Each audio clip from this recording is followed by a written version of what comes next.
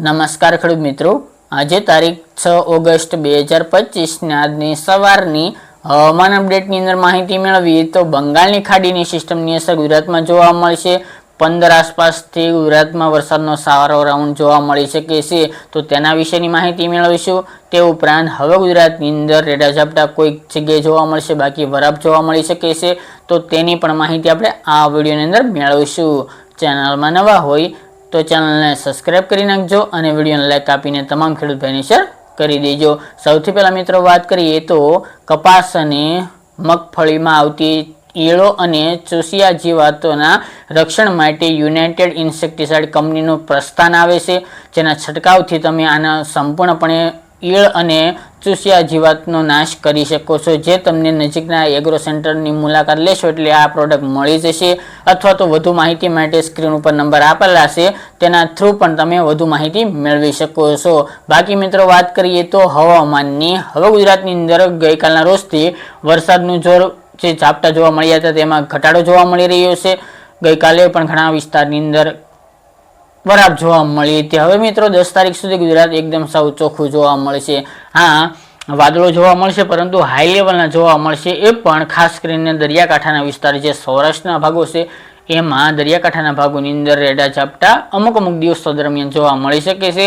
બાકી ગુજરાતમાં કોઈ વરસાદની સંભાવના નથી. બાકી દક્ષિણ ગુજરાત અને ઉત્તર ગુજરાતના એકલ દોકલ વિસ્તારની અંદર રેડા ઝાપટા પડી શકે છે. બાકી 10 તારીખ સુધી ગુજરાતમાં હમણાં વરસાદ સારો થાય તેવી શક્યતા રહેલી નથી. બાકીના મોટાભાગના વિસ્તારની અંદર હવામાન ચોખ્ખું જોવા મળશે, ખુલ્લું જોવા મળશે. તેની સાથે મિત્રો ગરમીનું પ્રમાણ પણ વધી જાય તેવી સંભાવના છે. આ સાથે મિત્રો દરિયાકાંઠાના ભાગો જે સૌરાષ્ટ્ર હોય, કચ્છના ભાગો, તેમાં પવનની ઝડપમાં પણ થોડોક વધારો થાય તેવી શક્યતા રહેલી છે. બાકી મિત્રો વરસાદનું જોર સંપૂર્ણપણે ઘટી જાય તેવી શક્યતા રહેલી છે. બાકી મિત્રો 15 આસપાસથી ફરી ચોમાસું ગતિમાન વેગે આગળ વધે, એટલે કે ફરી સક્રિય થાય તેવી પણ હાલ શક્યતા વેધર મોડેલો જણાવી રહ્યા છે. આપણે પણ પહેલેથી માહિતી આપી રહ્યા છે તે મુજબ કે જીએફએસ મોડેલ હોય, અમેરિકન મોડેલ હોય, તેની લેટેસ્ટ અપડેટ આવી ચૂકી છે, જેમની અંદર મિત્રો ગુજરાતની અંદર સારા વરસાદના સંકેતો હાલ મોડેલો અપડેટ આપી રહ્યા છે. જે મિત્રો આ વર્ષે દરમિયાન જે દર વર્ષની જેમ જન્માષ્ટમી દરમિયાન વરસાદની માહોલની હાલ સંભાવના દેખાઈ રહી છે, એટલે કે 15-16 આસપાસથી ફરી ગુજરાતની અંદર એક વરસાદનો નવો રાઉન્ડ જોવા મળે તેવી શક્યતા છે. 15-16 તારીખથી ફરી હવામાનમાં પલટો જોવા મળે અને જન્માષ્ટમી દરમિયાનથી જ મેઘરાજા ફરી આગમન ગુજરાતમાં કરે સારા વરસાદ લઈને તેવી હાલ શક્યતાઓ નોંધાઈ રહી છે. જેનું એક મુખ્ય કારણ એ છે કે બંગાળની ખાડીમાં મિત્રો 14 થી 17 તારીખ દરમિયાન એક સિસ્ટમ બનવા જઈ રહી છે.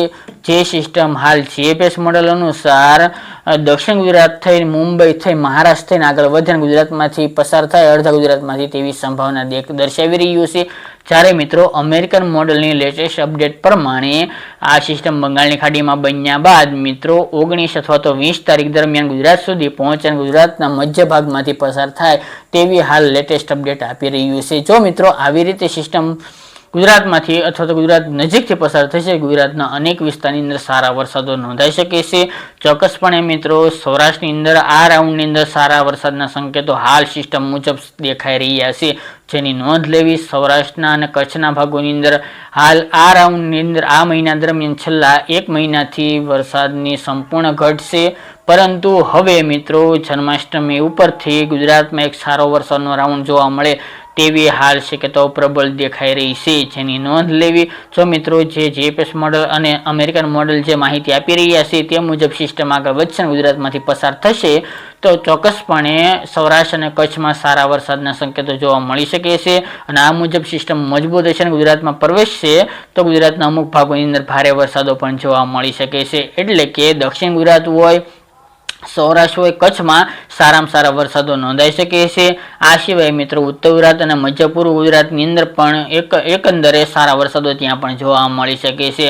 હાલની લેટેસ્ટ અપડેટ પ્રમાણે 80% લઈને 82% જેટલા વિસ્તારને આ રાઉન્ડની અંદર ફાયદો થાય અને સારા વરસાદો થાય તેવી શક્યતા હાલની અપડેટ મુજબ જાણવા મળી રહી છે. આમાં કોઈ પણ હાલ ફેરફાર જણાતા નથી, ફક્ત સિસ્ટમ ઉપર આધાર રાખે છે. સિસ્ટમ બન્યા બાદ ગુજરાત સુધી આવે છે, ગુજરાતમાંથી પસાર થાય થાય છે એ જોવાનું રહ્યું. બાકી મિત્રો હજુ પણ 50% સંભાવના હાલ નહીવત સાથે ગણવી, પરંતુ આગામી દિવસની અંદર હજુ ચોક્કસ અપડેટ આવશે એટલે માહિતી આપતા રહીશું. બાકી મિત્રો આ જો સિસ્ટમ તેના ટ્રેક મુજબ આગળ વધશે, ગુજરાતમાંથી પસાર થશે, તો ચોક્કસપણે ગુજરાતના મોટાભાગના ભાગોને સારો લાભ આ સિસ્ટમ આપી શકે છે અને સારા વરસાદો પણ આપે તેવી આ શક્યતાઓ પ્રબળ દેખાઈ રહી છે. બાકી આમાં કોઈ પણ ફેરફાર હશે મિત્રો તો અપડેટ આપતા રહીશું. 10 થી લઈને 15 ઓગસ્ટ દરમિયાન પણ રેડા ઝાપટા છૂટાછવાયા વિસ્તારની અંદર જોવા મળે, થંડરસ્ટોર્મ એક્ટિવિટી જોવા મળે તેવી શક્યતા રહેલી છે. એટલે કે દરિયાકાંઠાના ભાગોની અંદર વરસાદનું સામાન્યથી થોડું હળવું પરફોર્મન્સ જોવા મળી શકે છે.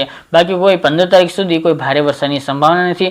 આમ જોવા જઈએ તો 15 તારીખ સુધી મોટાભાગના વિસ્તારની અંદર વરાપ જોવા મળશે, પરંતુ હાલ ચોમાસું છે એટલા માટે અમુક વિસ્તારોની અંદર રેડા ઝાપટા કન્ટિન્યુ જોવા મળે તેવી શક્યતા રહેલી છે. બાકી સારા વરસાદ માટે જો 15 તારીખ સુધી રાહ જોવી પડી શકે છે. બાકી આ રાઉન્ડની અંદર અથવા તો આ સિસ્ટમની અંદર કોઈ પણ ફેરફાર હશે તો અપડેટ આપતા રહીશું. બાકી મિત્રો આ હતી આજની વહેલી સવારની અપડેટ. ફરી એક નવા વિડીયો સાથે મળીશું. આજ માટે આટલું જ.